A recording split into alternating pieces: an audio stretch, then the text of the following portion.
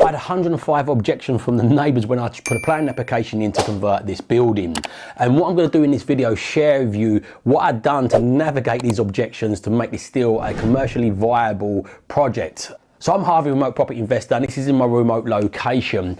And I bought this property under auction. And what I always talk to people about is making sure that you've got a good property delta matrix and a good foundation to take on bigger projects like this.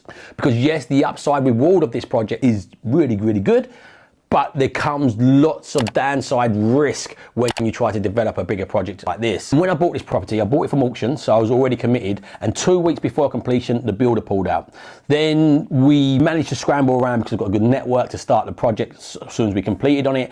And what we've done is we put a planning application in for this building to turn it into a 6-bedroom HMO under permitted development. You don't need any planning application to turn something. It was originally a guest house, so a family took it from C1 use class as a guest house into a C3 to live in. So it had previous issue with C1. So one of the choices when I bought the building was maybe I could turn it into a hotel, it's a C1. Very easy to get planning for, you don't need parking. It's had history of that. So that was easy to do, but I wasn't convinced that it would definitely work as service accommodation. So my plan A was convert it into a 6-bedroom HMO that looked like 3 flats, so had kitchens on each floor. So in the future, if I converted it into flats, it was already somewhat along the way with the configuration. Also, HMO on their council website said we could use a service accommodation. So I thought, okay, we use it as service accommodation. Then the back part of the building convert into, with planning application, to a 1-bedroom flat. So my thought process going into this was, if we convert the front part of the building into a HMO under permitted development, start getting revenue in, if we get any objections against the back part of the building,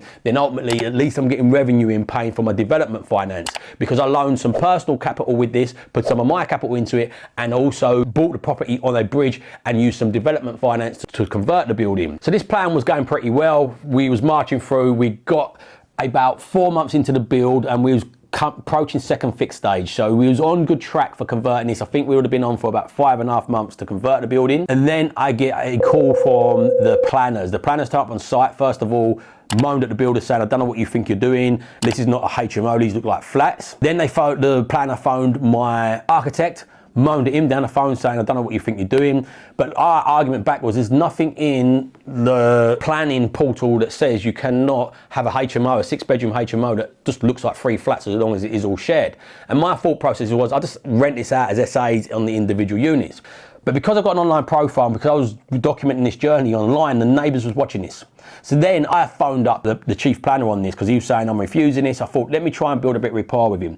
When I got on the phone with him, I was fully expecting a bit of hostility, because he'd already been hostile to the builders, hostile to my architect. So I was expecting a little bit of hostility, and I got on the phone to him and he was like, he was quite okay, but he'd been watching my content, so had the chief of the council. So I just said to him, look, I need to do something commercially viable. It doesn't work as a home. It's on a residential street, but it doesn't work as a home. So it needs too much capital into it to develop it into a normal home. It wouldn't stack as a normal home. So no homeowner is going to buy it anymore. The family that lived there previously, it was a multi-generation family, are moving out because it was run down, tired. It needed a full rewire, full plastering, full heating. It needed the full shebang, which wouldn't have been commercially viable for any homeowner. I went and met with the council and I said to them, look, we need to do something commercially viable with it. My thought process was, if we use this as an SA, there's usually a 60 to 70% occupancy rate, and usually people share cars to go to SAs, so it have less impact on the road. And also I tried to test saying, look, we can do it under permit development, it says it on your website. But the council told me with SAs, if they're out of character, they can then say, okay, we want you to do a plan application. So they said, no, you'd have to do a full plan application as an SA, we're not allowing you to do that under a C3 or a C4. And it's our discretion that we can do that. So I'm okay, look, what can we do? I'm on a bridging finance. I'm already like 3/4 of the way through the build now. So now I'm having to pause the builders, which wasn't ideal, especially at the time, like we finished this project about a year ago. So at the time, like when I stopped the builders, they were super busy. So I didn't want to lose my space with them, but ultimately I couldn't carry on moving forward until I knew roughly what I was doing with it. So I negotiated with the council and I said to them, look, what if I turn it into a 6-bedroom HMO? Is there anything to stop me from using some of these rooms as storage or just blocking knocking them off. They said, no, there isn't. I said, okay, I'm going for a 6-bedroom HMO under permitted development. So we took it from a C3 to a C4 under permitted development.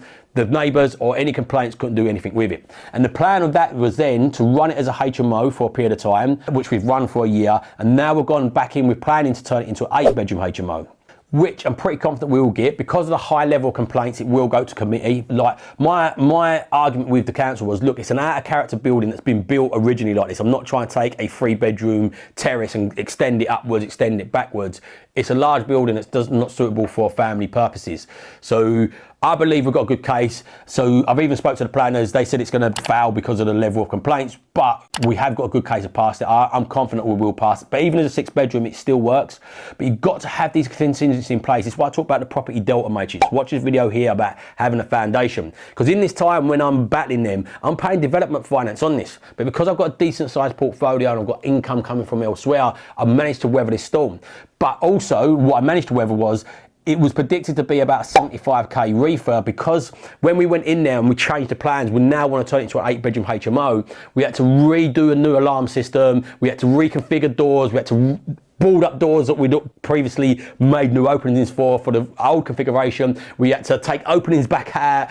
It was messy. We end up putting an extra 30k on the refurb cost. So again, make sure when you go into these deals, you've got the downside protection. These things do, and these challenges do happen on these style projects. Yeah, look, at the moment, what ended up happening is, because I lost my slot with the builder, what should have been finished maybe in 2 months ended up taking nearly another 6 months. I was coming towards the end of the bridge, so I just took the lending options that was there, which was terrible. The surveyor come out and downvalued it. Like, if you look at the condition of this property, you have a look at these pictures, and the first line of surveyor was, this property is in reasonable condition. We've done it to a really high spec. And secondly, he was going to me, look, them houses across the road, you could actually turn into 5-bedroom HMOs. But I was like, this is a 6-bedroom HMO, 6 bathrooms, 3 communal areas, and space to increase that in the future. He valued it at 190, even though the houses across the road as single dwellings was 160. There was comparables within a quarter of a mile of houses of the same square footage, old Victorian buildings like this, slightly different shape, between 280 and 320. Because I was going for a commercial valuation. Some 6-bedrooms do give you commercial valuations, but not all of them. And it's down to the surveyor's discretion.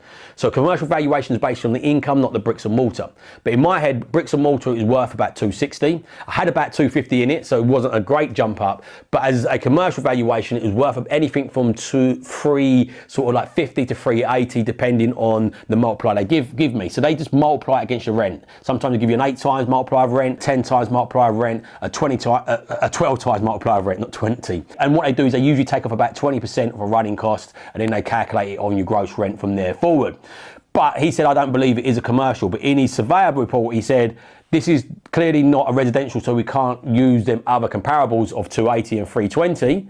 So for me, it's like, if it's clearly not a residential, it's clearly a commercial. But he said it's not quite a commercial. The only one thing he did have was, everything else he said in there was just terrible for me. It was like, as a developer, he's saying to me, I'm a developer myself. As a developer, you'd want to buy these and put the value on. You might get someone from London that bought it, but I wouldn't pay flat for it. But I said to him, it doesn't matter what you'd pay for it. If somebody would buy it, like, the property cash flows £3 a month now. I've got £500 mortgage on it, which is one bonus at the moment why I'm plan this out, but I've also got 160k of my money left in the deal. I had to pay the private investor back out of my own pocket, which was nearly 60k, and I sunk about 100k into the deal myself. But as I said, one of the things he did say, which did make relevance, was in the area, again, all the properties in that particular town that could be turned into HMOs was turned into HMOs like 20, 30, 40 years ago, when the steel industry left the area, the coal mine industry left the area, and there was no money there anymore. So all the employees that lived in these big, nice Victorian buildings left,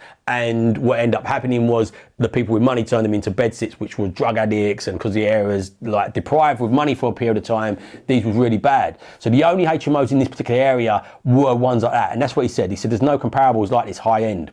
So he then said, look, we'll give you a bit of a hybrid valuation, but I believe the room rents are 425. We achieved between 5 and 550 quite easily. But he won't take that in account. But now, the plan is I've gone back in with my application. By the time I took a 2-year fixed mortgage on this, so by the time I get to the end of the 2-year fixed mortgage, I hopefully should be passed into an 8-bedroom. When it is an 8-bedroom, there's no question with whether it's a commercial valuation or not, because it is a commercial building under planning permission. The reason some banks don't like giving commercial valuations on 6 bedrooms is because it can be converted back to a house quite easily. So they don't want to give you above the bricks and mortar value on a loan, then you convert it back to a house and then it's overexposed. When it's an 8-bedroom HMO or 7-bedroom and above, it's a lot harder to turn that back. You've got a planning permission to turn it back, you've got to reconfigure it and so forth. So hopefully in a year's time we should be passed. I believe a year's enough time to get it passed and go to committee. We'll then add the extra revenue with this, and then it'll be valued as an 8-bed, like north of probably 430 to, I've not calculated that, but maybe 450. So it will eventually be an all money out deal and a very good cash flowing deal, but it took a lot of journey to get to that process. Have a look at this video here. You'll see a little tour of the property of when I done that.